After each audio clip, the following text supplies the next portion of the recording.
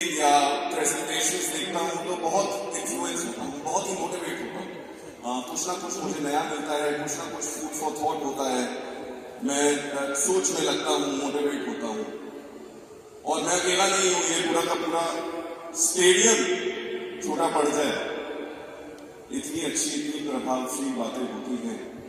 लेकिन मेरी आप सबसे आज एक गुजारिश है बस कि आप भारत सर और सर्वज्ञ और बाकी सब जो यहाँ दिक्कत जितने अच्छे स्पीकर्स आए हैं, विवेक जी ने इतनी अच्छी अभी कुछ बातें बोली। सर कभी अपनी स्पीच में यूज करूं तो मेरे पे कॉपीराइट मत डाल देना प्लीज, बट चीजें इतनी अच्छी हैं कि दिल नहीं रुकेगा।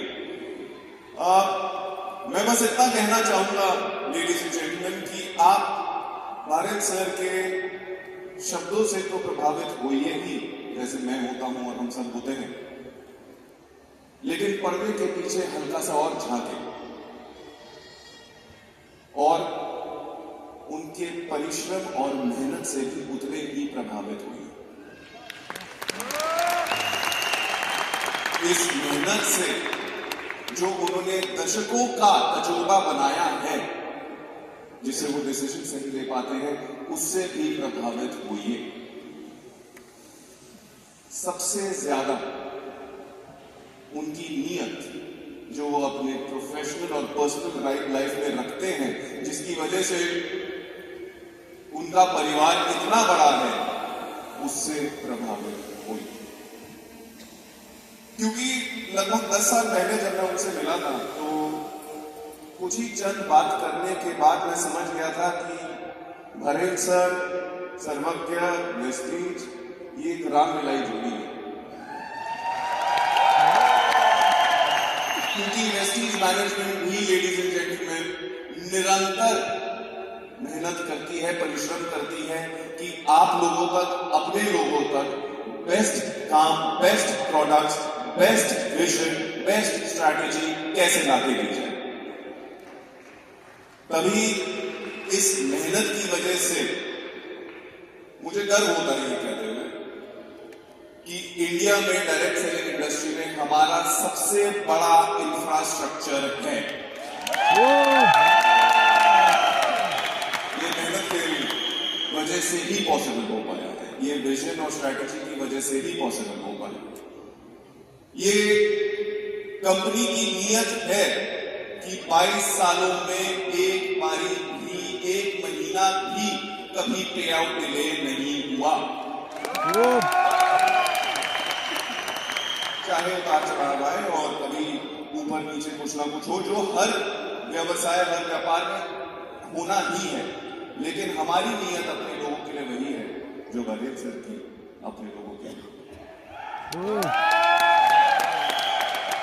लेकिन ये सब क्यों जरूरी है? क्या आपने सोचा? इतनी मेहनत, इतना परिश्रम, इतने सालों के बाद भी हर संघ के साथ बैठना, उनकी तकलीफें समझना, उनके लिए सॉल्यूशंस प्रोवाइड करना। लेडीज एंड जेंटलमैन, इसका सिर्फ एक सरल शब्द में जवाब है और वो है स्टेबिलिटी। क्योंकि ऊपर वाला एक बार किस्मत चमका के दे सकता है, लेकिन आपको अगर हमेशा के लिए बरकत चाहिए तो मेहनत तो करनी पड़ेगी साहब। एक छोटा सा स्टैटिस्टिक शेयर करना चाहूंगा। दिल्ली में तो बैन है, लेकिन दुनिया में और बाकी प्रदेशों में लॉटरी चलती है। कभी किसी ने लॉटरी खेली है? कोई हाथ खड़ा करके बता सकते? 1 2 चंद। हमारे कैपिटल में, एनसीआर में तो ये बैन है लेडीज एंड जेंटलमैन, लेकिन अगर ऊपर वाला कभी किस्मत चमका भी दे तो लोगों की लाखों करोड़ों की लॉटरी निकल जाती है। शॉकिंग स्टैटिस्टिक ये है लेडीज एंड जेंटलमैन, कहते हैं 83% लोग जो लॉटरी जीतते हैं 2 करोड़ या ऊपर से की, वो 7 साल में वापस बैंकरप्ट हो जाते हैं।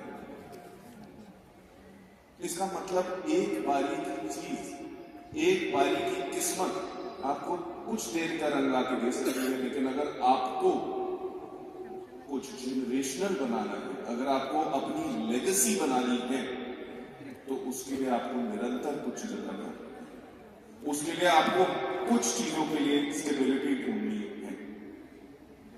यही स्टेबिलिटी हम दे पाते हैं अपने प्रोडक्ट से। उनके पीछे जो R&D की जाती है उससे हम हमेशा नई कैटेगरीज इवॉल्व करते हुए स्टडी करते हैं, ताकि आपके पास नए से नए प्रोडक्ट्स के साथ साथ नए से नए लाइफस्टाइल सोल्यूशन आ सके, नए ट्रेनिंग्स पे काम किया जा सके।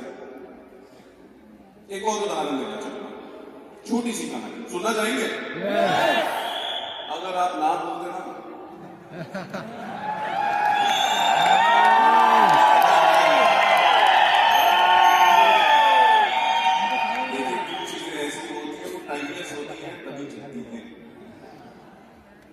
क्या आप सब में एक बहुत मशहूर बॉक्सर होते थे, उनका नाम था माइक टाइसन। किसी ने नाम सुना? हाथ खड़ा करिएगा।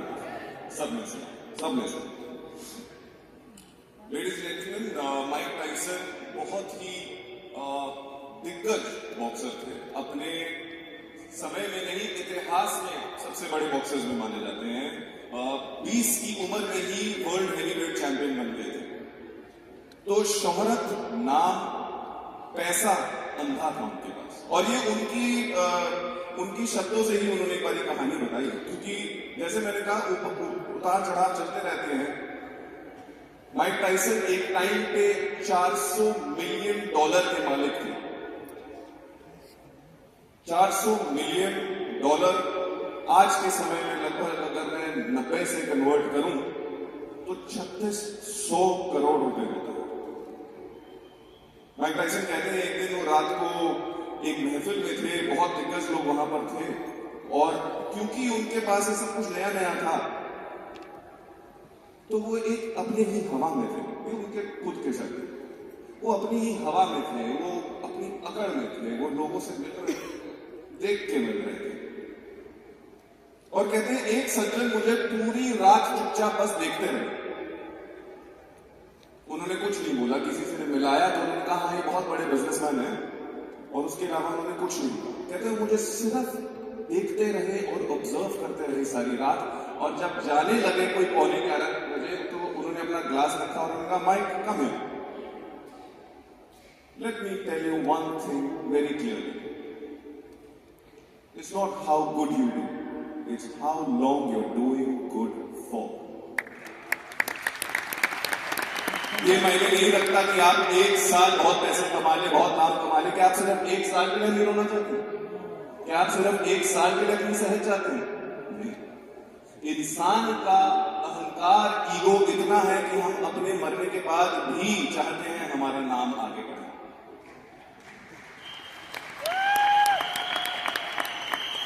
लेडीज एंड जेंटलमैन, मुझे खुशी होती है ये कहते हुए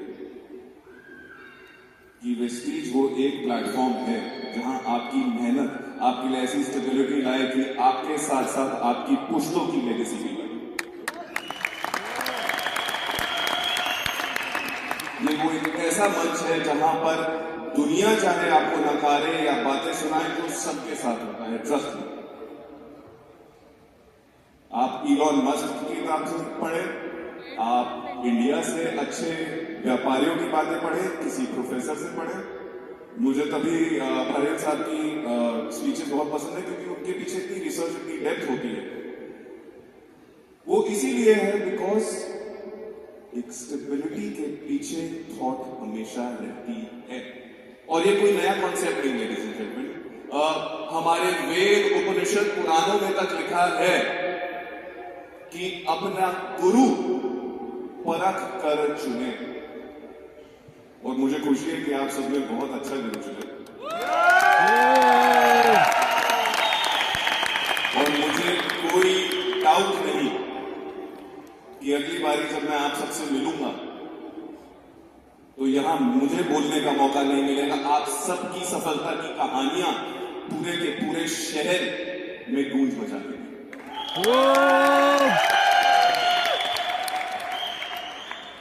thank you ladies and gentleman.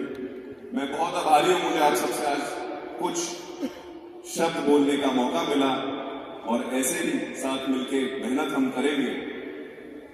और एक बारी मैं चाहूंगा कि हम दिल से, अगर हम सच्ची में रेडी हैं टू सक्सीड, अगर हम सच्ची में रेडी हैं to change our lives and our legacy, I would like everyone to say it loudly. गर्व से बोलो हम हैं, हम हैं।